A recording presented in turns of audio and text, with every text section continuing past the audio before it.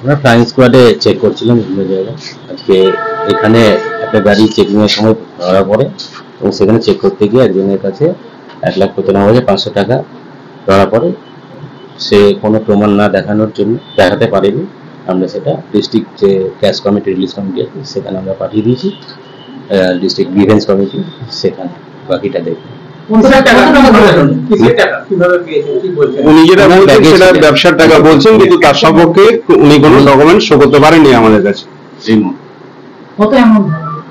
1,95,500 টাকা।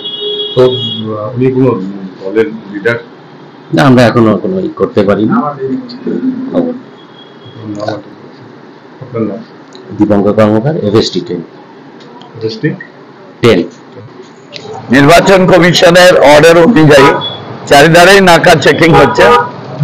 আজকে এই আমাদের রবীন্দ্রনাথ স্ট্যাচুর পাশেই একটা গাড়ি থেকে প্রায় 2 লক্ষ টাকা এটা উদ্ধার করেছে। পুলিশ তদন্ত করে দেখছে যে কি কাজে এটা ব্যবহার হবে এবং কোন দলের হয়ে যাচ্ছে সেটা দেখছে। জানা যাচ্ছে যে বিজেপি লিডার।